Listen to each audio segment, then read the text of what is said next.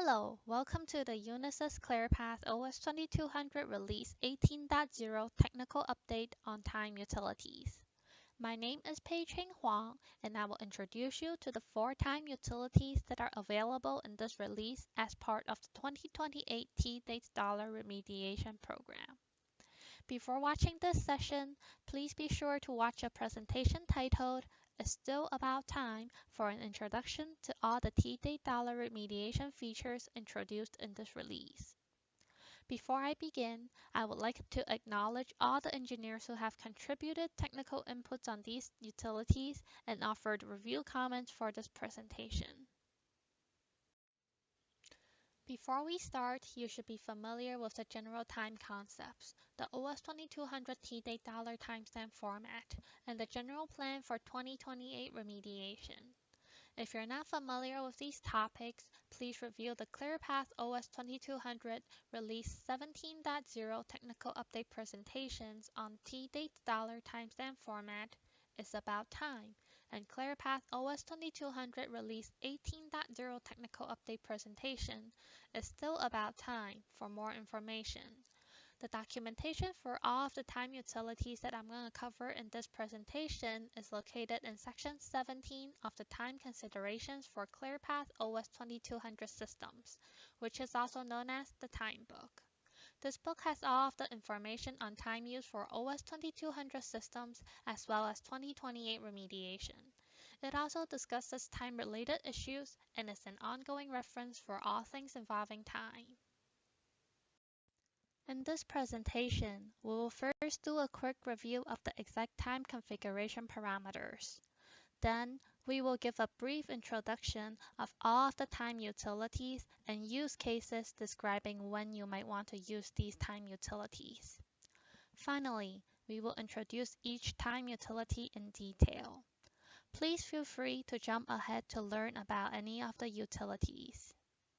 To begin our journey with time utilities, let me refresh your memory on the exact time configuration parameters.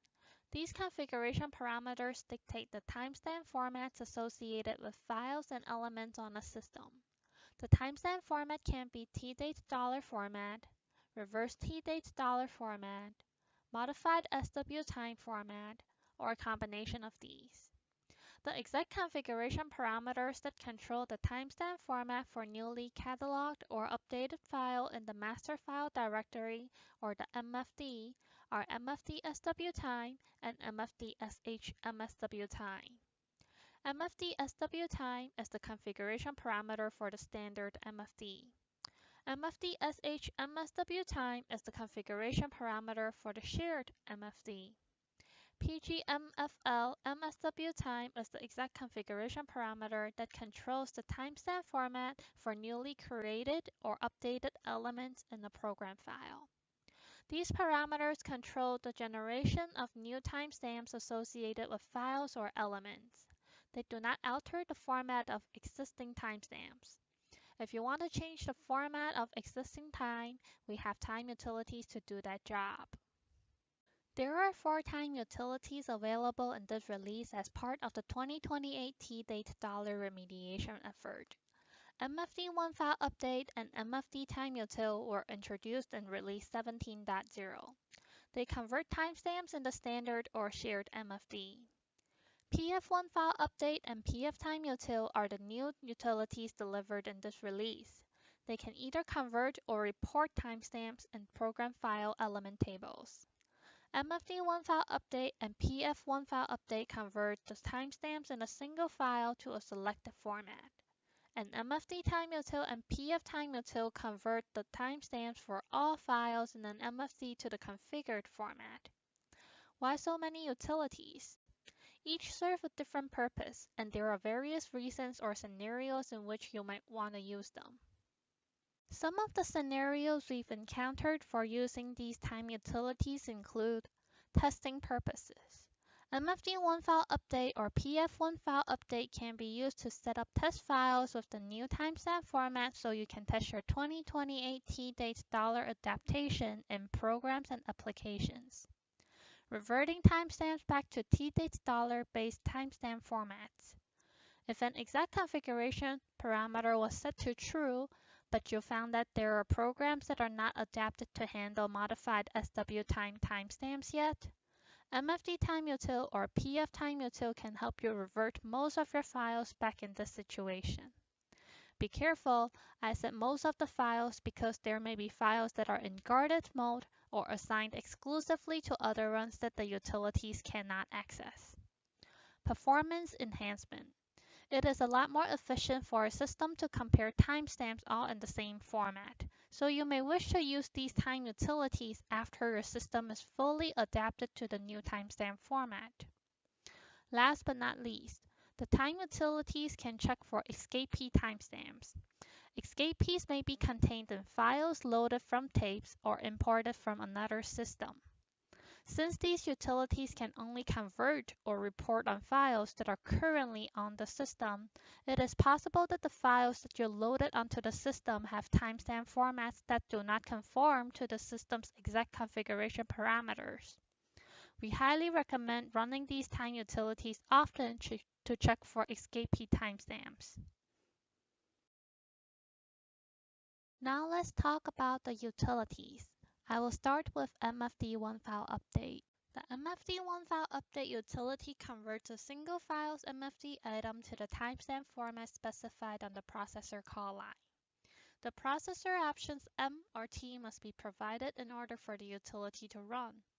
The M option indicates that you want the timestamps in the MFD items to be converted to modified SW time format, and the T option is for converting into T-date $based timestamp format.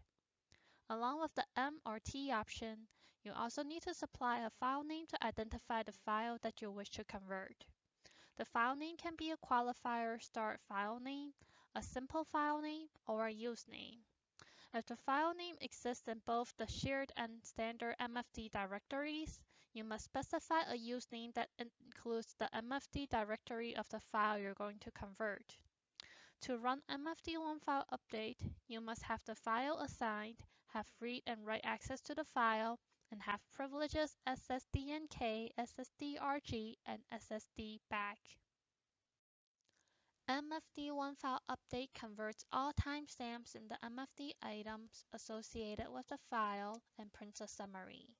In this example, you can see that we are converting the timestamps in the MFD item of sample star file to modified SW time format. The M option provided on the processor call line indicates we want to convert the T-date $timestamps into modified SW time. The summary printed after the file is converted tells us what happened. Next, we are going to talk about the turbo version of MFD1 file update, the MFD time util. The MFD time util converts MFD items of all files in the MFD to the timestamp format specified by the exact configuration parameter, MFD SW time or MFD SH MSW time. Use the S option to specify conversion for the shared MFD. The absence of the S option converts the standard MFD. This is the default. You must specify a C or an H option for either convert mode or the help screen. Since this utility can affect all files on a system, you must be a privileged caller to use this utility. For the specific privileges required, please refer to Section 17.2 of the Timebook, which describes this utility in greater detail. This is a brief example of the MFD time util output. The full output of MFD time util is a summary listing of all of the files that needed timestamps converted.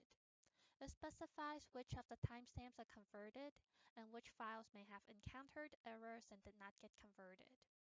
Since this utility can produce many lines of output depending on the number of files on your system, consider breakpointing the output of this utility into a file so you can check the result of the run after the utility finishes. Next, we'll talk about PF1 file update. PF1 file update utility can either report or convert timestamps in a single file that are not conforming to the timestamp format supplied on the processor call. The M option tells the utility to report or convert elements with timestamps that are not modified SW time format. The T option tells the utility to check against reverse tdate dollar format. You must provide either the M or the T option for this utility.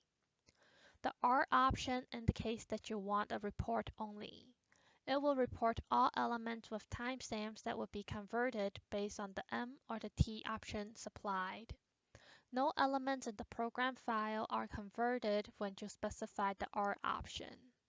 The absence of the R option indicates convert mode. This is the default for PF1 file update. Elements with non-conforming timestamps will be converted based on the M or the T option provided on the processor call line. As with MFD1 file update, you must supply a file name on the processor call for PF1 file update. The file name can be a qualifier start file name, a simple file name, or a use name. If a file name exists in both the shared and standard MFD directories, you must use a usename that specifies the MFD directory of the file you want to convert. PF1 file update caller must have the file assigned with read and write access to the file. You do not need privileges SSDNK, SSDRG, and SSDBACK for this utility. Along with the processing options, PF1 file update also has a set of output options that you can specify. The default is a medium output, which only prints elements with invalid timestamps that cannot be converted. Invalid timestamps are timestamps that have an invalid month, such as month 13, invalid number of days, such as day 35, or invalid times, such as hour 46. The L option indicates that you want a long output. The long output gives you the most information as it will print all non-conforming timestamps that were converted along with any invalid timestamps. The N option gives you a short output. This gives you the least information as it only prints a file summary count and a listing of the invalid timestamps. You will not get the listing of elements that have non-conforming timestamps. File errors and warning messages are always printed along with a summary of how many elements were converted or found not conforming. The PF1 file update utility also has an additional set of file selection options. The B option allows you to convert files with no current backup, and the O option lets you convert timestamps even if the file was cataloged as a read-only file. Without the B and O option, using PF1 file update on files with no current backup and read-only files will cause an error. For this utility, the phrase "no current backup" includes files that do not have a backup at all and files that have a backup which is no longer current. The B and the O options have no meaning when used with the R option, since we're not converting any timestamps when the R option is applied. This is an example of running the PF1 file update utility. Here, we can see the user specified the M and the L option to convert all elements with tdate $based timestamps into modified SW time format and print the long output listing. We can see the long listing printed 5 elements, and that 4 out of the 5 elements were converted into modified SW time format. There was one element that had an invalid timestamp, and one of the elements that was converted has a letter D in front of his name. This indicates the element was deleted. If you would like to see more examples of PF1 file update, refer to section 17 of the timebook. And finally, the PF time util. Like MFD time util is the turbo version of MFD1 file update, PF time util is an upgraded version of PF1 file update. The PF time util utility converts all elements with non-conforming timestamps into the timestamp format specified by the exact configuration parameter for all of the program files in the shared or standard MFD. Use the S option to specify the shared directory. Standard is the default.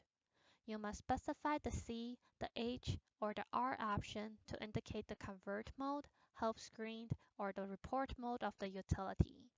These three options are mutually exclusive. Since this utility can affect all of the program files on the system, you must be a privileged caller to use this utility. For the specific privileges required and more details about this utility, please refer to section 17.5 of the Timebook. PFTimeUtil also has output and file selection options. The output option of PFTimeUtil dictates the amount of information the summary contains. The default output, with no output option specified, is medium output. You can specify the L option for long output or the N option for a short or nominal output. The long output gives you the most information. It displays a file summary line for all files in the MFD. This summary tells you the file type and the number of non-conforming or invalid timestamps in each program file. In addition, an element summary line is printed if the utility encountered an error while handling that element. Element summary lines are only printed with the long output option. We have an example of a file summary line and element summary later in our presentation. The default medium output option prints file summary lines only for candidate files, as opposed to all files in the MFD. A candidate file is a program file that contains non-conforming or invalid timestamps. File selection options affect the pool of candidate files and therefore the number of files PFTimeUtil may convert. The N option prints information only for erroring candidate files. If you find erroring candidate files while running PFTimeUtil, you can run PF1 File update against those files for a more detailed report of what might have caused the error. We strongly recommend you breakpoint the output of this utility. All of the output options have the potential to generate a large amount of output. Breakpointing the output lets you go back and check the outcome of all of the files that were reported. For all output options, an execution summary is printed at the end with the counts of files by category. We will cover these categories later in this presentation. There are also three file selection options for PFTimeUtil. By default, PFTimeUtil does not convert program files that have no current backup, are in guarded mode, or are read-only. The utility will search files with these characteristics for non-conforming and invalid timestamps under long output, but they will not be converted. These files will not be searched nor printed in medium or short output if file selection options are not provided. The B option overrides the backup requirement to allow conversion of files with no current backup. The G option overrides guarded files to allow conversion of non-conforming timestamps in those files. The O option overrides read-only mode to allow conversion in read-only files. This slide shows an example of the PFTimeUtil file summary header. The first two lines of this report shows your system's machine type, site ID, and exec level, as well as the PFTimeUtil options and the MFD directory you selected for this utility execution. This information can be helpful when you breakpoint the output and refer to the breakpoint file later. After the system information and the options, the utility prints a heading of file and element attributes. The attributes are displayed with a pound sign and a letter to indicate the type of attribute. Files with errors will have pound E on their file summary lines. Files that are catalog tape files will have pound T. Files that are unloaded will have pound U, etc. This makes it easy to search for files in each category in their breakpoint file.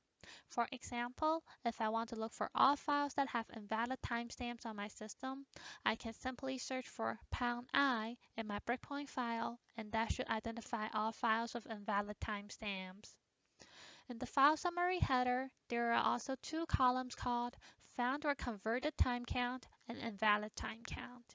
These columns shows the number of elements with non-conforming timestamps and invalid timestamps in the program file. The header found time count will tell the number of elements with non-conforming timestamps when you choose report mode. Converted time count indicates the number of files that were converted when you choose convert mode. Do you see the little asterisk next to the converted time count? This asterisk will only show up when PF_time_util finds non-conforming timestamps in a program file but cannot convert them. This can be due to a file selection option or an error such as the files being assigned elsewhere. You will only see this asterisk when you run PF_time_util in convert mode. After the file summary header, files are printed in alphabetical order. All files are printed with their fully qualified file name along with their cycle number. Files with non-conforming timestamps or invalid timestamps will have a number under the found or converted time count or invalid time count column. The file's attributes are printed with the associated pound indicators. Elements are printed in ascending sequence number when you request long output with the L option. This is an example of the element summary lines. Element summary lines are only printed when you request the L option and only if these elements have invalid timestamps. The element summary line includes the element sequence number, its element name, element cycle number, and its element version name if it has one. #D may be printed if the element is deleted. Last but not least, we have an execution summary for PF_time_util. The execution summary for PF_time_util counts several categories of file attributes, some associated with one or more of the characteristics previously noted by the pound indicators. Files converted is the number of files with non-conforming timestamps that were successfully converted by the utility. This category is named Files Found if you run the utility in report mode. Files already conforming is the number of program files that have conforming timestamps that do not need any conversion. Files skipped due to attributes is the number of files that have #N, #T, or #W, indicating they are not program file, RTAPE file, or Word addressable files. Files skipped due to options is the number of files that were not processed due to file selection criteria, the file selection options B, G, and O. These files have no current backup, are guarded, or are read-only. Files skipped due to conditions is the number of files that have #A, #M, #U, #X, or #E, indicating they are assigned elsewhere, encountered an error such as an assignment or write issue, are unloaded, or are exclusively assigned elsewhere. Any files with #A, #M, #U, or #X will have #E associated with them under convert mode. Files with invalid timestamps is the number of files with timestamps that are not valid for conversion. This can mean the date value is out of range for conversion or the timestamp format is not in reverse T-date $ or modified SW-time format. Restricted system files counts the number of system files that are restricted access files. These files are neither converted nor processed. Files not processed is the number of files that are not handled by the utility because the system has too many files for this utility. PF_time_util can only process 2 million files at a time. If system have more than 2 million files, you should run the utility again using the M or the N option. PF_time_util saves file information for files that generate print output. Using the M or the N option removes the non-candidate files from the saved file information, which gives you more room to convert candidate files that actually have non-conforming timestamps. This summary count categorizes all files on a system based on the program file's attributes. The total number of files in the MFD is the total number of files on the system. It is the sum of all file categories. Each file appears in only one category even if the file has multiple attributes. For example, a Word adjustable file that is assigned elsewhere will be marked with $W, $A, and $E. This file may be counted toward both file skip due to attribute or file skip due to condition. To address this scenario, we have established a categorizing precedence. Restricted system files are counted before files skipped due to attribute, and files skipped due to attributes are counted before files skipped due to condition. Note that the display of the file categories in the execution summary does not reflect the counting precedence. For a more detailed information on this topic, refer to section 17 of the timebook. Since the output of PF util is pages long, we did not include any example in this presentation. Please refer to section 17 of the timebook, Time Considerations for ClearPath OS 2200 System, for a full description and details of execution, options, and output. Thank you for tuning in.